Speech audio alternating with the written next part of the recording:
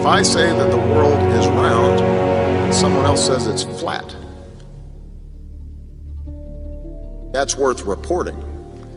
But you might also want to report on a bunch of scientific evidence that seems to support the notion that the world is round. We don't have time for a meeting of the Flat Earth Society. They must have been founding members of the Flat Earth Society. They would not have believed that the world was round. Humans, for the most part, don't have a clue. They don't want one or need one either. They're happy. They think they have a good bead on things. Well, why the big secret? People are smart. They can handle it. The person is smart. People are dumb, panicky, dangerous animals, and you know it. 1,500 years ago, everybody knew the Earth was the center of the universe. 500 years ago, everybody knew the Earth was flat. And 15 minutes ago, you knew that people were alone on this planet. Imagine what you know tomorrow. We don't have time for a meeting of the Flat Earth Society. A group of social criminals, these people in the space program. Nassholes, I call them. And some of those people actually still believe the Earth is flat. So if a few of them want to believe that we didn't go to the moon, let them. It's not an issue that comes up in my presentation. The Earth being flat, that's clearly ridiculous. Though I've actually been contacted by some flat earthers saying I'm covering up the fact that it's some Atlantean conspiracy.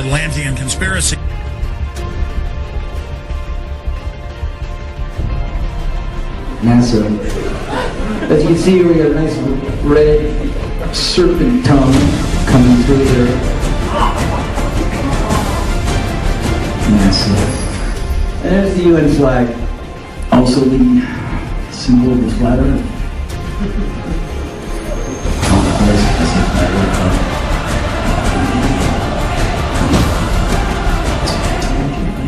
It's a ball. There's no Antarctica in this.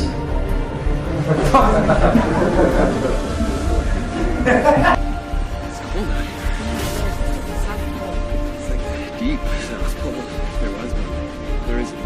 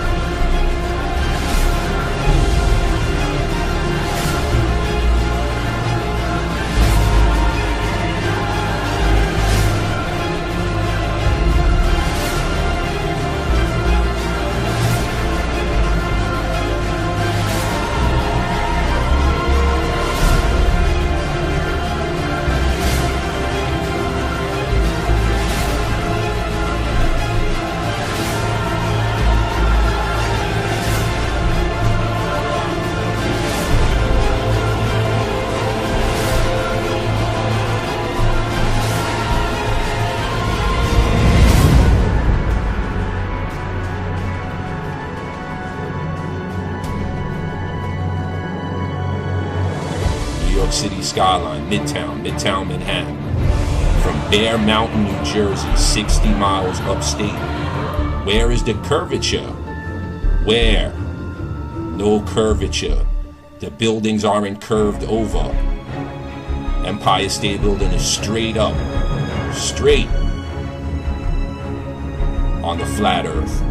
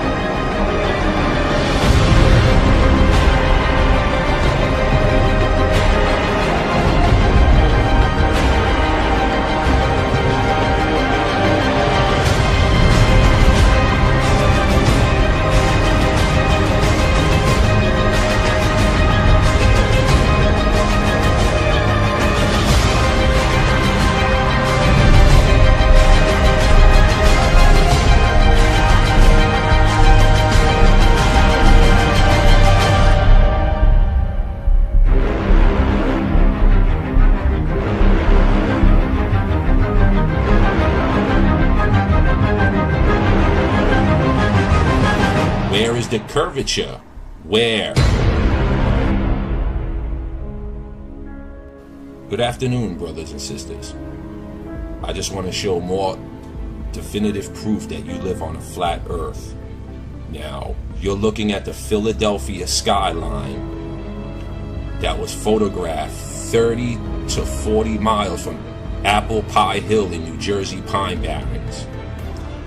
Now, this is just another impossibility that you'd see the Philadelphia skyline 40 miles away, approximately, on the horizon. Okay?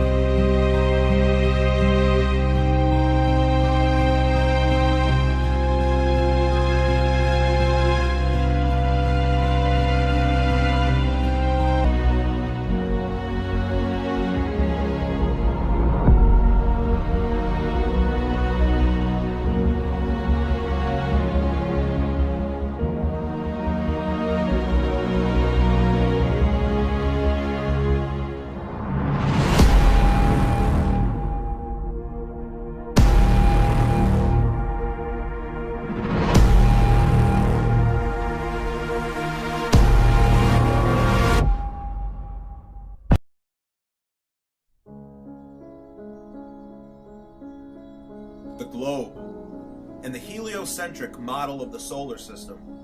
What a truly amazing accomplishment of man. It took the collective efforts of some of the greatest minds of all time, over 2,000 years, to invent this model. It was a reverse-engineered masterpiece. Every objection to the model always met with just another cleverly disguised reverse-engineered explanation. For example, the lacking stellar parallax was rationalized by the stars being trillions upon trillions of miles away. A bunch of zeros were added to the end of their numbers to explain away what any common sense would refute. What these men did was invent a dual system of astronomy, a second model of the universe that can explain everything we observe. A model built on perfected mathematics that have no actual relevance to the truth. As George Orwell once wrote in his prophetic book, 1984. "What are the stars?" said O'Brien indifferently. They are bits of fire a few kilometers away. We could reach them if we wanted to, or we could blot them out. The Earth is the center of the universe. The sun and the stars go round it. When we navigate the ocean, or when we predict an eclipse, we often find it convenient to assume that the Earth goes round the sun, and that the stars are millions upon millions of kilometers away. But what of it? Do you suppose it is beyond us to produce a dual system of astronomy? The stars can be near or distant, according as we need them. Do you suppose our mathematicians are unequal to that? Have you forgotten doublethink? These men invented a dual system of astronomy, and these men marveled at their accomplishments. Finally, we shall place the sun himself at the center of the universe. The globe, heliocentrism, the Big Bang Theory, evolution, all pseudoscientific lies taught to us as fact, and we are taught lie after lie after lie. They need to keep us completely ignorant and uninformed, and for the exact same reason that they didn't educate the slaves. An uneducated slave was much easier to control than an educated one, and slavery still exists today. It has just evolved beyond the ball and chain. Instead of forced labor, we are allowed to have the illusion of education, and we are allowed to choose our own profession. This illusion of freedom and this illusion of choice makes us more productive. The more productive we are, the more taxes we can pay. We are all just small cogs in a massive machine. We are their slaves. We are their debt slaves. So like any slave, why would they ever tell us the truth? Knowledge is power, and he who holds the knowledge holds the power. They pretended to give us educations, but all it was a watered-down curriculum designed to prevent your mind from reaching its true potential. All it was government indoctrination, and people gobbled up lie after lie.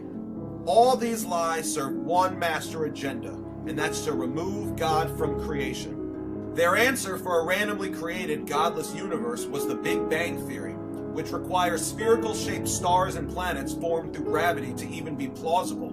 It doesn't work if the Earth is flat. How could they go about creating a theory of how a flat Earth, with all the heavenly bodies revolving around it, could be randomly created without the intelligence of a supreme being? They cannot. A flat, geocentric Earth proves creation, and this is a huge problem for the people who possess the power here on Earth. And here's what it all boils down to. No one can serve two masters. Either you will hate one or love the other. No one can serve both God and money. No one can serve both God and greed. The Bible clearly describes a flat and stationary Earth with boundaries, a beginning and an end, as all things have. So if the Earth were flat, it would prove God's word, and Satan is constantly telling us the opposite of what God's word tells us. All of Satan's lies blind us from the truth and lead us further away from God. They work hard to try to hide God from us because no one can serve two masters. They want money to be your master. They need you to be a debt slave to their grand monetary Ponzi scheme because it is you, the common worker, that keeps this matrix alive and functioning. If people knew 100% that God is real, that there truly is an afterlife, and that this physical state we are in is only a tiny blip on the radar, they would stop showing up to their dead-end jobs working for slave wages, and they would stop being debt slaves to the bankers who rule over us, and people would choose to serve God instead of money. The entire system would collapse. These carefully manufactured lies all serve one agenda, and that is to hide God, so that we will continue to serve them and their debt-based money system and not God, because no one can serve two masters.